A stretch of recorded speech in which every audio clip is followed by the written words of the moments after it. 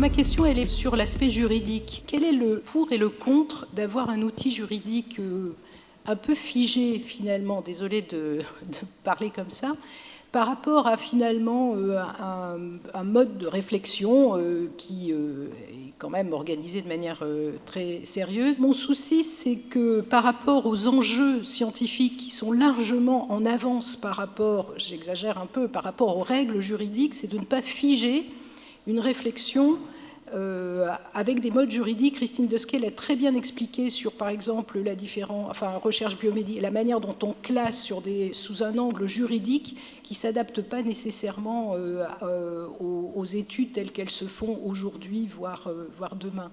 Et donc, quel est l'avantage à figer le cadre juridique par rapport à ça? Sur le fond, je vous rejoins sur le fait que je pense qu'il ne faut absolument pas le figer, justement, et pas lui donner davantage. Je pense que cette autorégulation, elle marche plutôt bien, et elle répond quand même à des normes et à des grands principes éthiques qui ont été fixés. Elle n'est pas juste le fait de la communauté scientifique par elle et pour elle. Le seul avantage, ce serait de lui donner davantage de force et que ça puisse moins être remis en question. Je pense par exemple à ce qu'indiquait Christine sur le fait que les instances et les comités se réservent la possibilité de revoir ces aspects-là. Ce serait sûrement moins le cas si effectivement on avait quelque chose de juridiquement contraignant.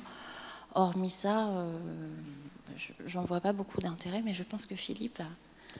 Non, je vais simplement préciser que ce n'est pas parce qu'un avis de comité d'éthique n'est pas contraignant juridiquement que ce n'est pas un objet juridique. Hein.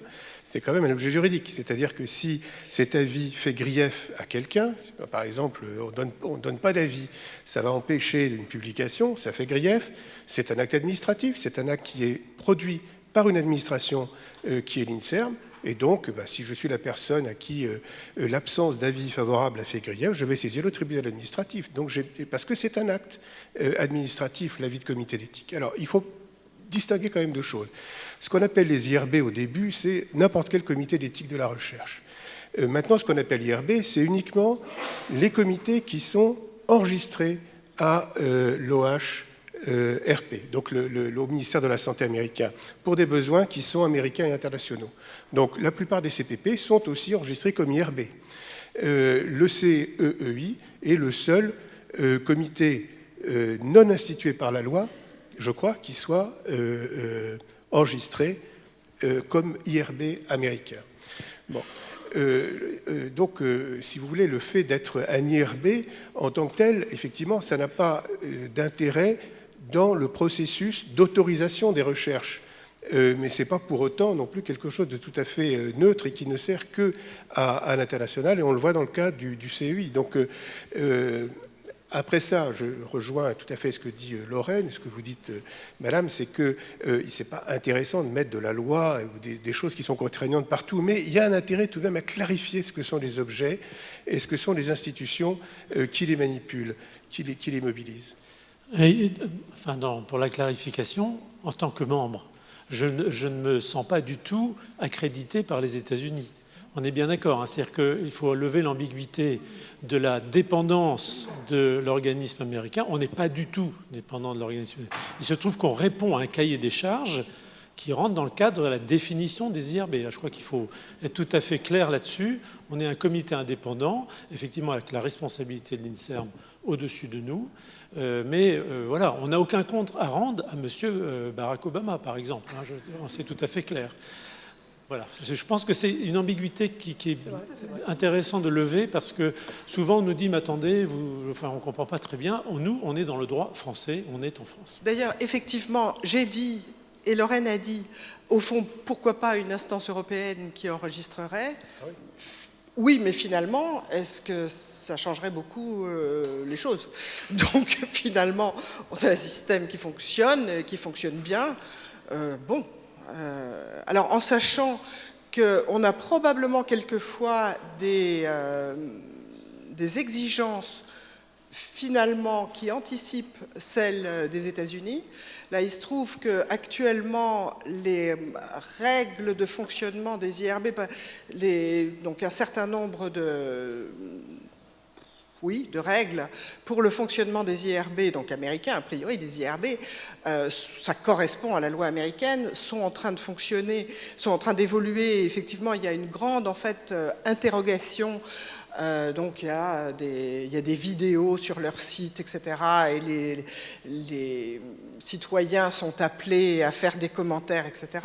Et en particulier, il est dit, il est nécessaire qu'il y ait un avis et un consentement pour les changements de finalité des échantillons, c'est-à-dire en particulier échantillons prélevés dans le cadre du soin qui vont être utilisés dans le cadre de la recherche, mais c'est aussi utilisés pour une recherche qui vont être utilisés pour une autre. Mais c'est surtout soin versus recherche.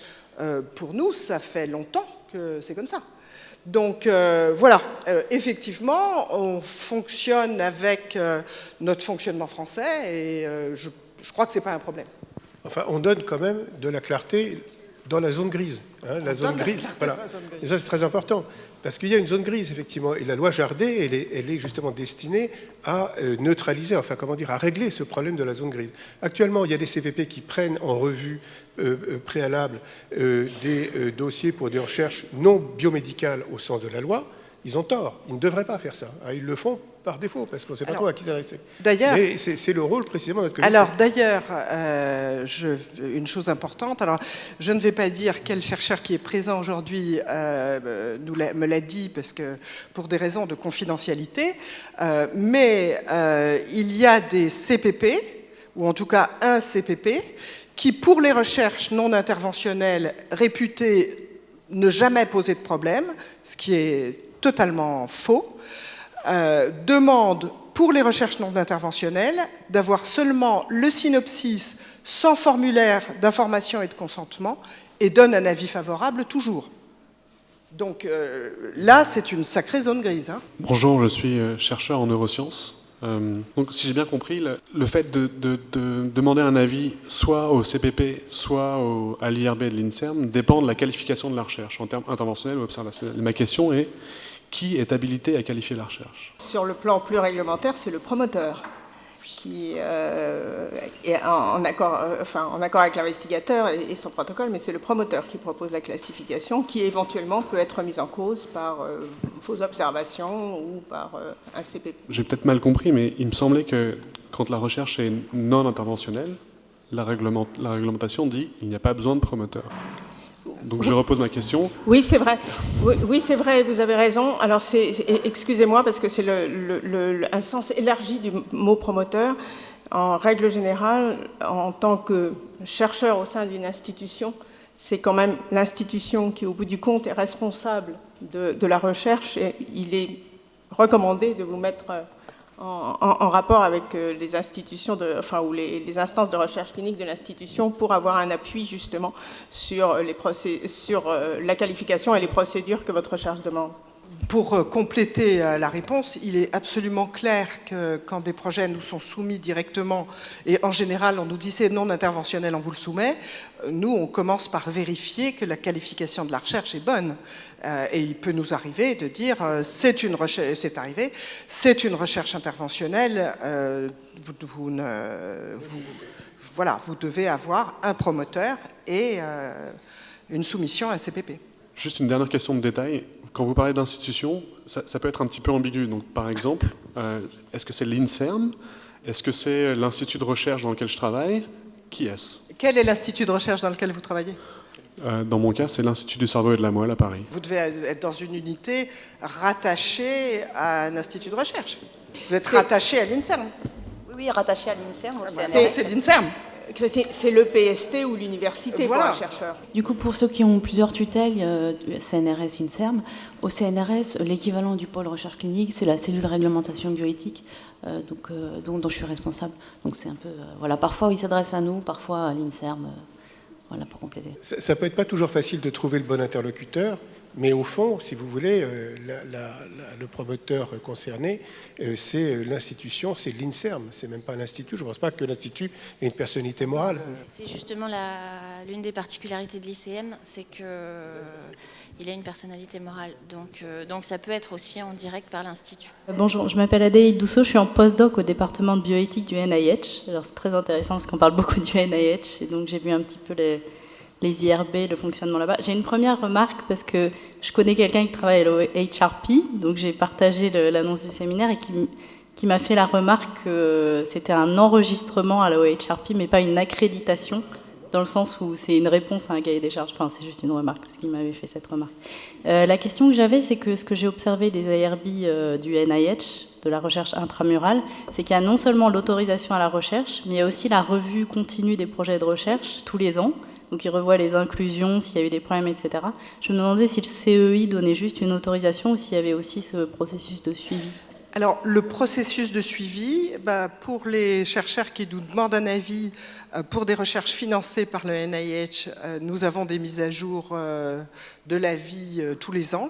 Alors, en général, je demande le rapport de recherche qui est déposé au NIH, et ces demandes de mise à jour ne passent pas en comité, parce qu'en pratique, elles ne posent en général pas de problème. Je dis en général, ça peut arriver que certaines en posent.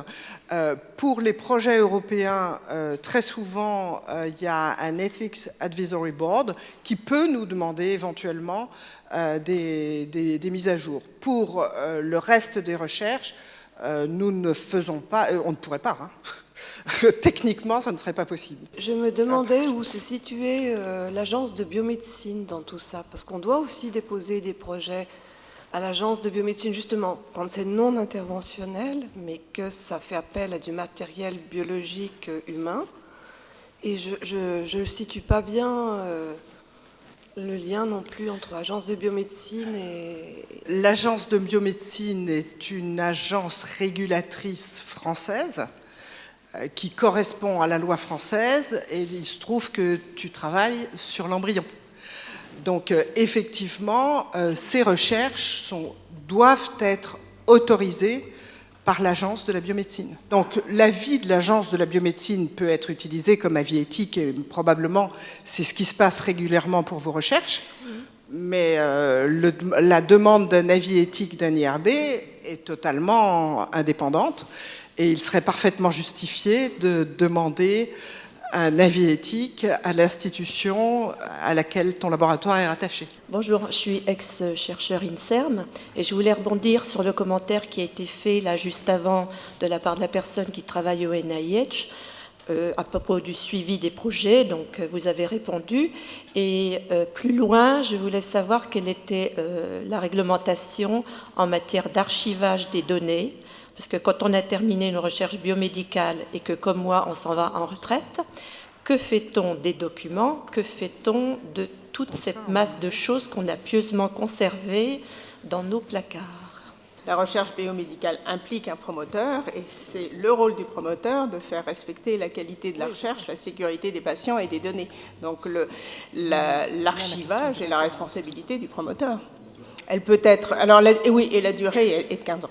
Il y a des archives à l'INSERM. Les chercheurs ne le savent pas, mais il y a, oui, il y a des archives. J'ai déjà archivé pour ce qui est de l'INSERM, mais ayant eu à faire face à plusieurs promoteurs, ils se renvoient souvent la balle, et donc j'ai des petites choses qui restent flottantes. Alors avec ma casquette là, non pas CEI, mais juriste pour le coup à la PHP, il y a effectivement les bonnes pratiques cliniques qui prévoient la liste des documents qui doivent être archivés sous la responsabilité de qui. La grande majorité des documents relèvent de la responsabilité du promoteur, et c'est au promoteur d'organiser cet archivage.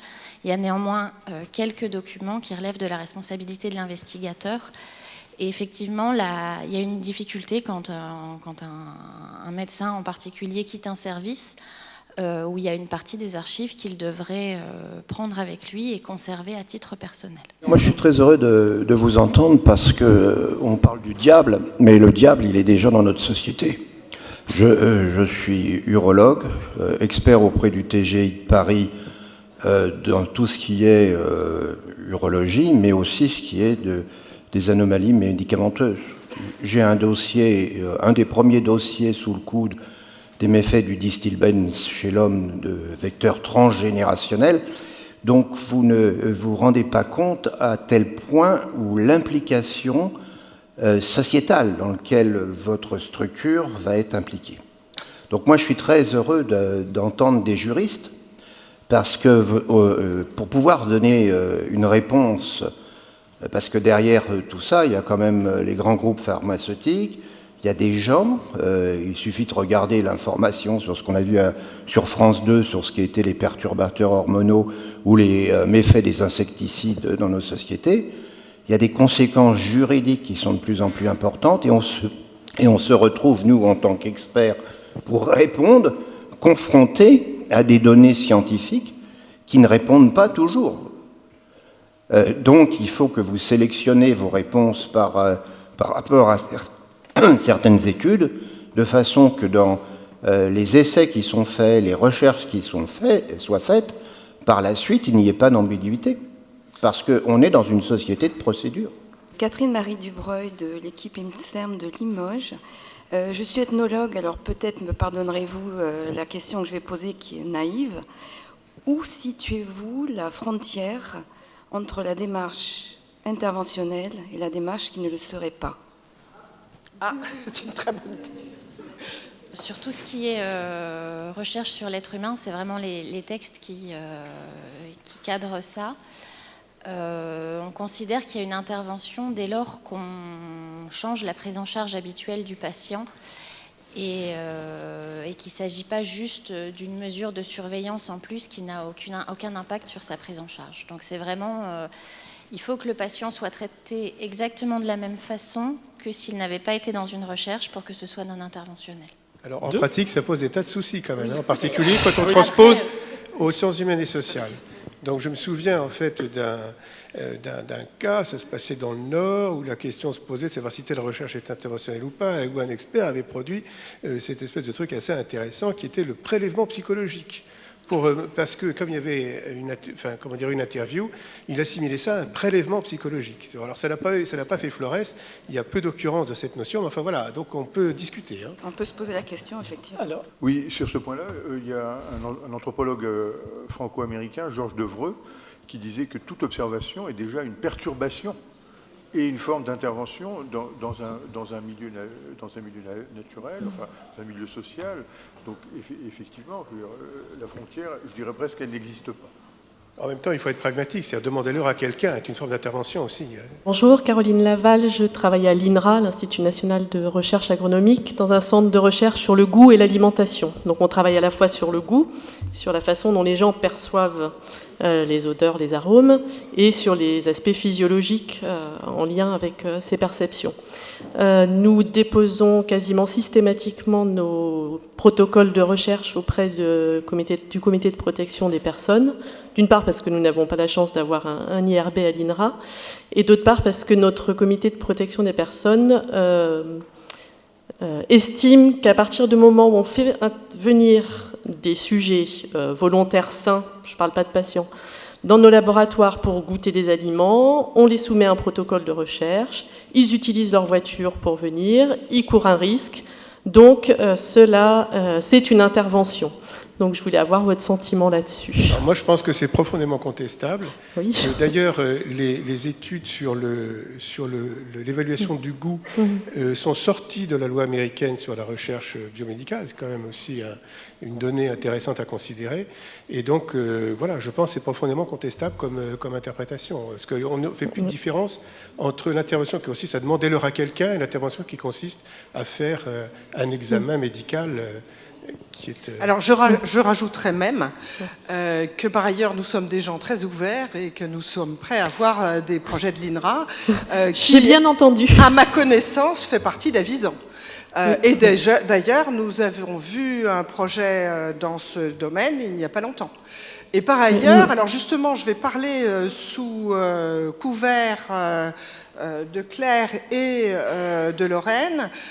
Donc de Claire représentant un promoteur et de Lorraine juriste.